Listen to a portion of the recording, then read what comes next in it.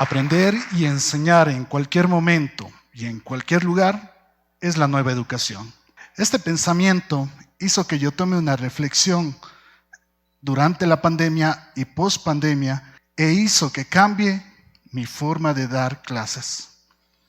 Pero primero quiero contarles la historia desde el principio de cómo llegué a esto de los mundos virtuales en medio de una pandemia y cómo se formó esta idea en dos unidades educativas.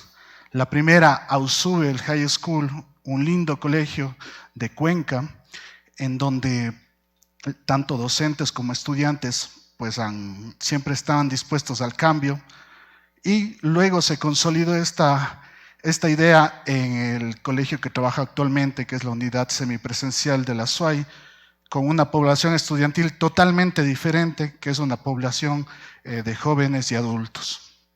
Yo quiero preguntarles a ustedes, ¿saben qué es esta imagen? Hoy en día esta imagen es un mal recuerdo, es el terror de muchos profesores, y muchos colegas de aquí me van a dar la razón. Cuando llegó la pandemia, junto con ella llegó el cese de instituciones, el cierre de las puertas de algunas instituciones físicamente, y en un intento de estar presente con nuestros estudiantes, pues se utilizó plataformas de videoconferencia como Zoom, como Teams.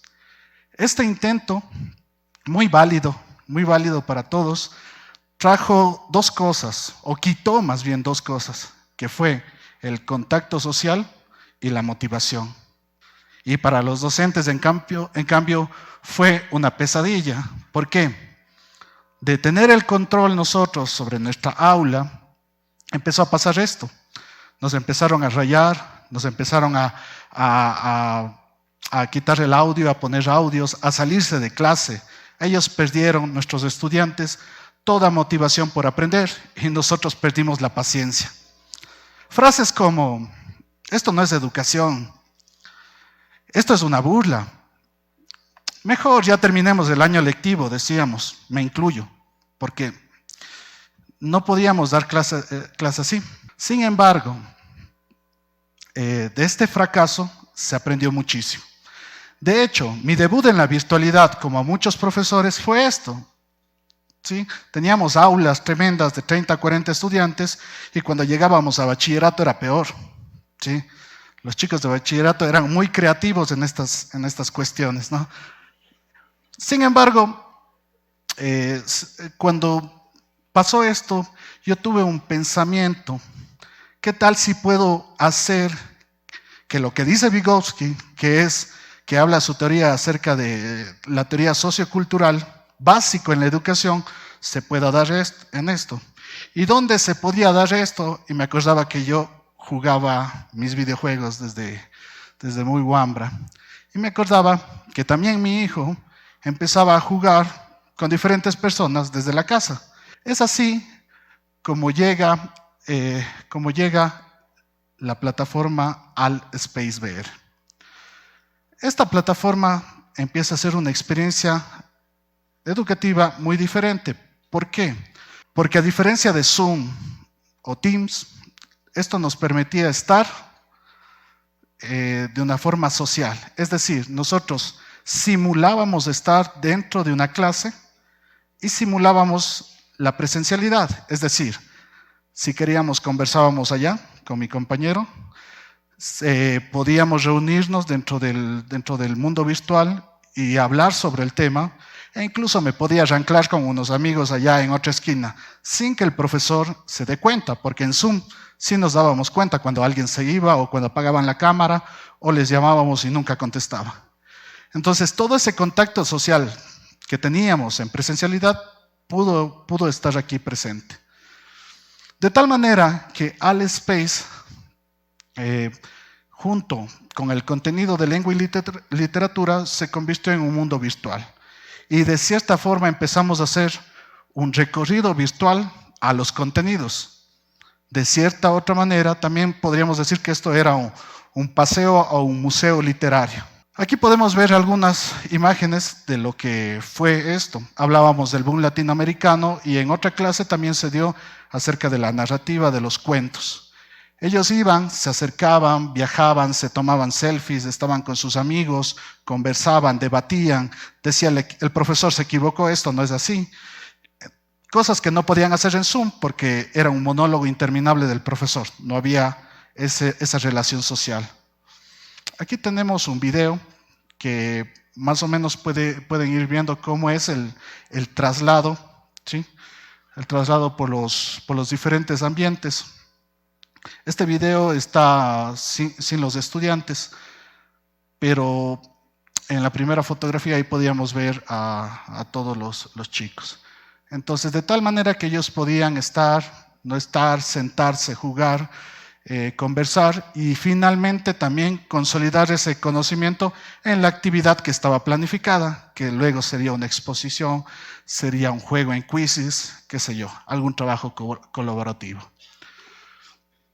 Esto pensamos, porque lo hicimos entre varios profesores, que sí dio resultado, porque más allá del rendimiento académico, que sí había en Zoom, porque todos sacaban 10, sí había un rendimiento académico, pero lo que no había era motivación, no queríamos entrar a clases.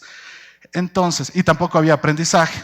Tomábamos esta pirámide de Glasser y nos llamó la atención que el 95% de la enseñanza, o sea, de lo que se aprende, no es porque un profesor me enseñe, sino es cuando en conjunto aprendemos y démonos cuenta en nuestras actividades diarias, todos aprendemos porque trabajamos en equipo, no porque trabajo solo, no porque alguien me dice qué hacer, sino porque lo hago y experimento en el ambiente. Para corroborar esta experiencia educativa, pues hicimos algunas preguntas en una encuesta de satisfacción para saber la percepción. No queríamos saber rendimiento académico, queríamos saber percepción de la motivación que tenían los estudiantes, en donde más del 60% de la clase indicó que este docente que hizo esto es innovador.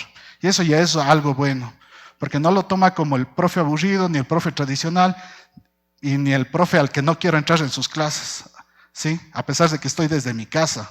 Entonces lo toma de una forma positiva.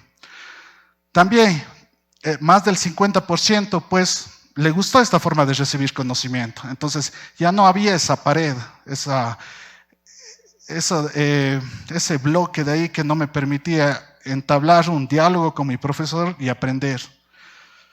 Finalmente, todos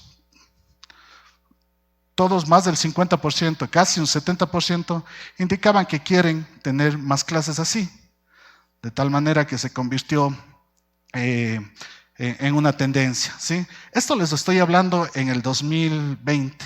Luego de eso vino el metaverso de Facebook, Mark Zuckerberg. Entonces ya es, de hecho, una innovación dentro de la educación ecuatoriana, ¿sí? Antes de que llegue todo este mundo. Finalmente quiero llegar de nuevo a la primera imagen y comentarles esto, simplemente esto. El fracaso no es para que nos rindamos, el fracaso no es para que nos demos por vencido. El fracaso es algo que debemos o nos impulsa a buscar nuevas alternativas de educación. ¿Cuántos fracasamos en pandemia? Sin embargo, seguimos aquí, seguimos con más fuerza y seguimos con más ganas de seguir educando. Finalmente, para terminar mi ponencia, quiero invitarles a todos mis colegas docentes que están viendo a través de YouTube y que están aquí presentes, que se pongan un momento a pensar en cuán maravilloso sería las aulas de clase si pensamos distinto la forma de enseñar lo mismo. Quiero también invitarles a pensar en esto, que sin motivación no hay educación, solamente hay información. Gracias.